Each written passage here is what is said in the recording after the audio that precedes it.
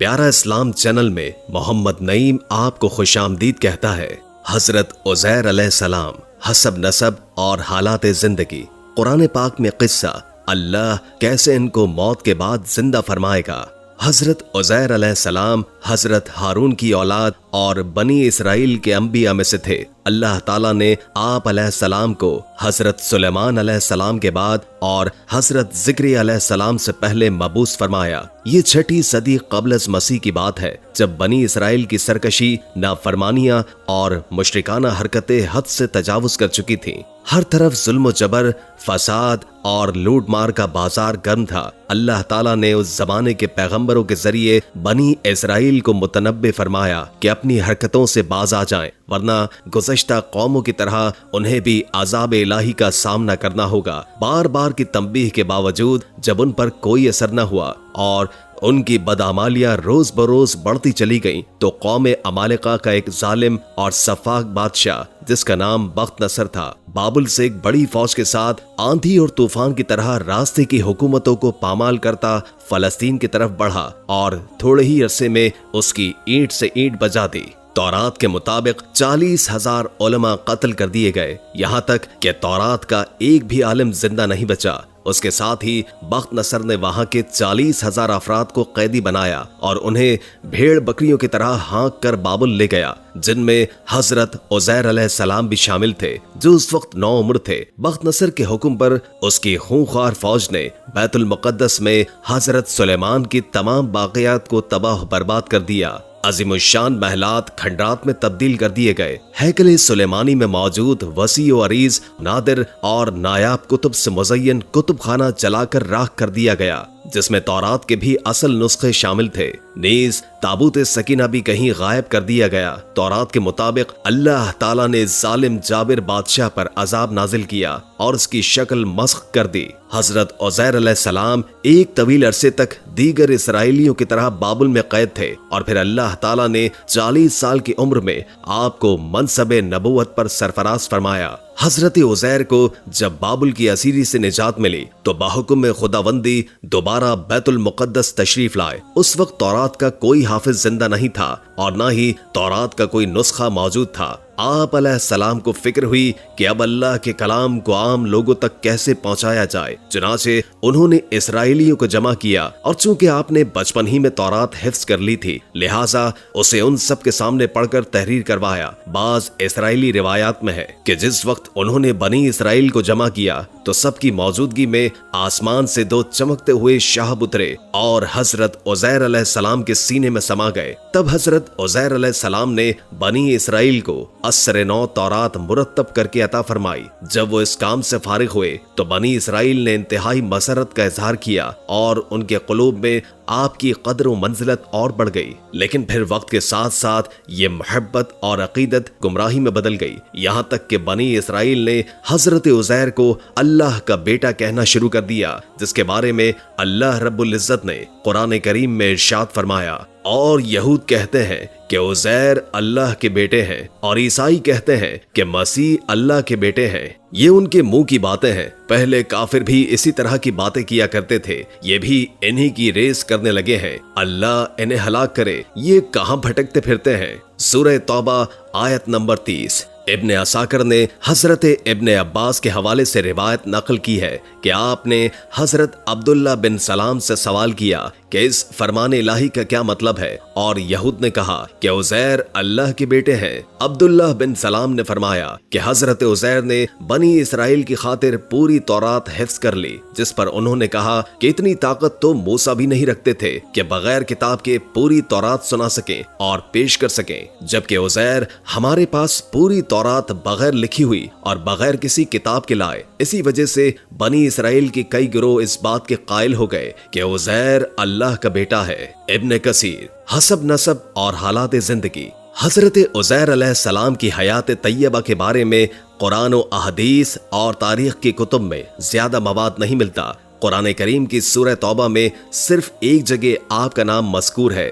اس کے علاوہ سورہ بقرہ کی آیت 259 میں جو واقعہ بیان کیا گیا ہے اس کے بارے میں علماء اور مفسرین کا کہنا ہے کہ وہ حضرت عزیر کے بارے میں ہے۔ خود تورات میں حضرت عزیر کے نام سے کتاب صحیح عذرا میں بھی ان کی اپنی زندگی کے بارے میں بہت زیادہ معلومات نہیں ملتی۔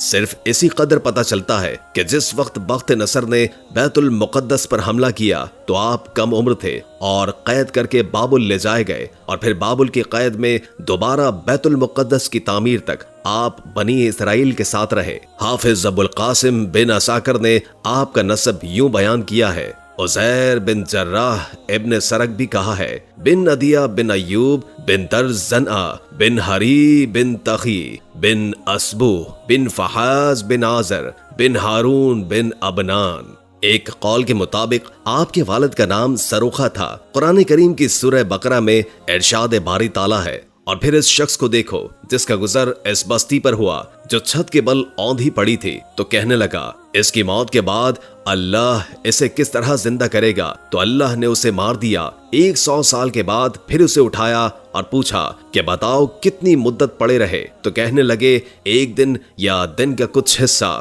فرمایا تم پر 100 سال اسی حالت میں گزر چکے ہیں، اب ذرا اپنے کھانے اور پینے کو دیکھو، یہ خراب تو نہیں ہوئے، اور اپنے گدھے کو بھی دیکھو، ہم تمہیں لوگوں کے لیے نشانی بنا دینا چاہتے ہیں۔ دیکھو کہ ہڈیوں کے اس پنجر پر ہم کس طرح گوشت پوست چڑھاتے ہیں۔ اسی طرح جب حقیقت ان کے سامنے بالکل نمایاں ہو گئی تو کہا میں جانتا ہوں کہ اللہ ہر چیز پر قادر ہے۔ سورہ بقرہ۔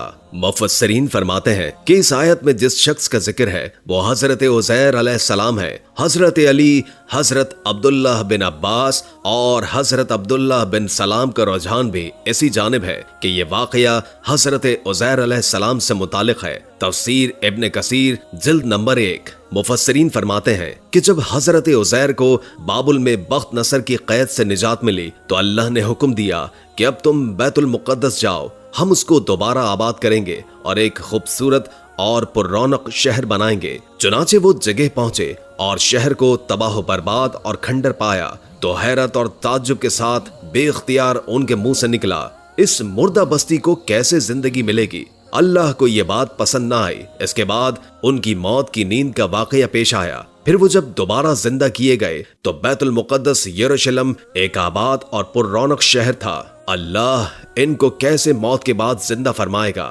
حافظ ابن کثیر اسحاق بن بشر کے حوالے سے تحریر فرماتے ہیں کہ حضرت عزیر بڑے دانا نیک آدمی تھے۔ ایک دن اپنی زمین کی طرف نکلے، واپسی پر ایک ویران عمارت میں ٹھہر گئے کیونکہ گرمی سخت تھی۔ آپ اپنے گدھے سے اتر کر عمارت میں داخل ہوئے۔ آپ کے ساتھ کھانے کے 2 ٹوکرے تھے، ایک ٹوکری میں انجیر اور دوسری میں انگور تھے۔ آپ نے اپنے ساتھ موجود پیالہ نکالا، اس میں انگور نچوڑے، پھر خشک روٹی نکالی اور اسے مشروب میں ڈال دیا تاکہ کچھ نرم اور میٹھی ہو جائے تو کھا لے، اور پھر آپ کچھ دیر کے لیے لیٹ گئے۔ نظر عمارت کی ویران چھت کی طرف اٹھی تو دیکھا یہ عمارت اپنے عرش پر کھڑی ہے اور اس کے رہنے والے مر کھپ چکے ہیں، جن کی ہڈیاں بوسیدہ پڑی ہیں۔ ان کی زبان سے بے اختیار نکلا، اللہ کیسے ان کو مرنے کے بعد زندہ فرمائے گا؟ آپ کو یہ شک نہیں تھا کہ اللہ ان کو زندہ نہ فرمائے گا، بلکہ اس کے طریقے کے اخیر پر تعجب کرتے ہوئے فرمایا۔ پھر اللہ نے حضرت جبریل کو ان کے پاس بھیجا، جنہوں نے حضرت عزیر کی روح قبض کر لی،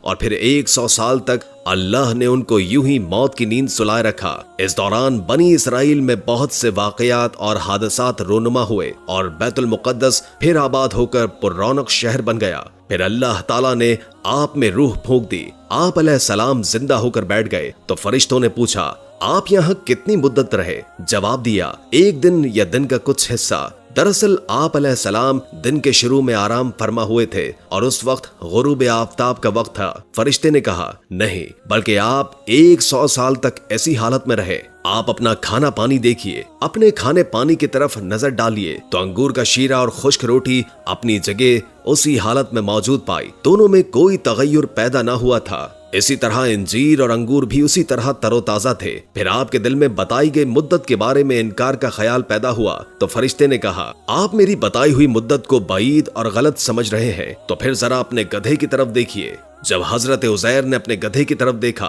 तो हैरान रह गए, क्योंकि उसकी हड्डियां गल सड़कर बोसीदा हो चुकी थी। फरिश्तों ने हड्डियों को हुक्म दिया तो हड्डियां हर तरफ से इकट्ठी होकर एक जगह जमा हो गई और फिर जुड़कर ढांचा बन गई। हजरत उजैर अलैहिस्सलाम हैरान होकर अल्लाह की कुदरत का नजारा देख रहे थे। फिर उस ढांचे पर रगे चढ़े, पट्टे बने, गोश्त चढ़ा, फिर उन पर खाल और बाल उगाए। फिर फरिश्ते ने उसमें फूंक मारी तो गधा आसमान की तरफ और सर और कान उठाए आवाजें निकालता खड़ा हो गया। फिर जब हजरत उजैर ने कुदरत इलाही की निशानियां देखी और शहर को पहले से ज्यादा बारौनक पाया तो बोल उठे, मैं यकीन करता हूँ कि अल्लाह हर चीज पर कादिर है। पुराने मोहल्ले में वापसी।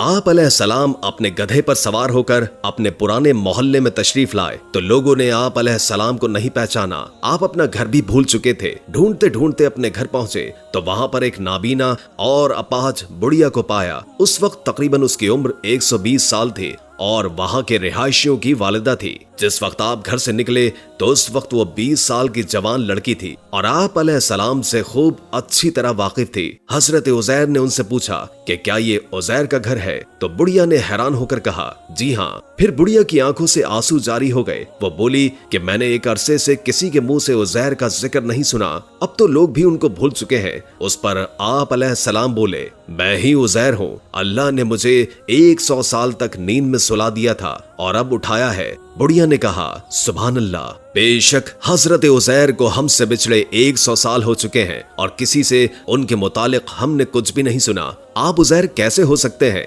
उजैर तो मुस्तजाबुद दावा थे। जिस मरीज या मुसीबत ज़दा के लिए दुआ करते वो बिल्कुल ठीक हो जाता था। लिहाजा आप दुआ करें कि अल्लाह मुझे बसारत लौटा दे तो मैं आपको देखकर बताऊंगी कि आप उजैर हैं या नहीं हैं। हजरत उजैर ने दुआ की और अपने दस्ते मुबारक को उनकी आंखों पर फेरा तो उसकी बसारत बहाल हो गई। चूंकि वो अपाहज भी थी इसलिए आपने बुढ़िया का हाथ पकड़ा और फरमाया, अल्लाह के हुक्म से खड़ी हो जा।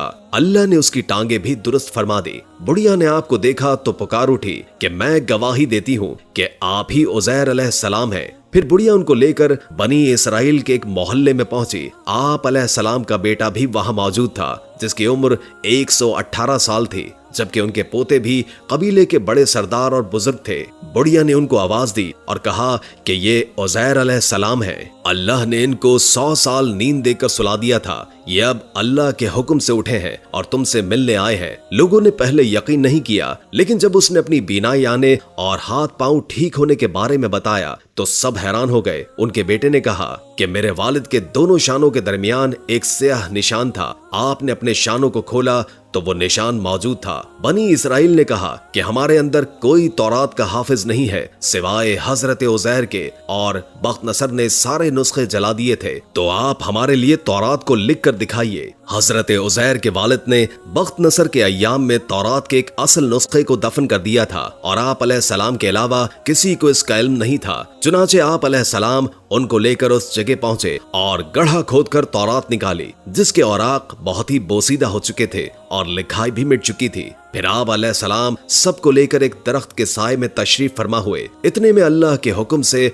आसमान से 2 शोले उतरे और आपके सीना मुबारक में दाखिल हो गए और आपको पूरी तौरात खुद याद आ गई। आपने नए सिरे से तौरात लिखकर बनी इसराइल के हवाले कर दी। एक तो आप अलैहिस्सलाम ने तौरात लिखी और दूसरा आप अलैहिस्सलाम के साथ 2 शोलों वाला मौजज़ा पेश आया, जिसकी वजह से बनी इसराइल उन्हें अल्लाह का बेटा कहने लगे। नाउज़ुबिल्लाह। हजरत इब्ने अब्बास फरमाते हैं कि हजरत उजैर इस आयत की हकीकत के मसादिक बन गए और हम आपको लोगों के लिए निशानी बना देंगे, यानी बनी इसराइल के लिए। और ये निशानी इस तरह थी कि जब अपने बेटों और पोतों के साथ बैठते तो बूढ़े लगते और अब बिल्कुल जवान, क्योंकि आपकी वफात 40 साल की उम्र में हुई और 100 साल के बाद जब उठे तो तब भी वही उम्र थी। क़ससुल अंबिया। मुफस्सिरीन के मुताबिक आपकी कब्र अतहर दमिश्क में है। प्यारे दोस्तों, हम उम्मीद करते हैं कि आपको हमारी आज की वीडियो पसंद आई होगी। अगर आपको हमारी आज की वीडियो पसंद आई है तो बराए मेहरबानी हमारी इस वीडियो को लाइक करें। इसके साथ ही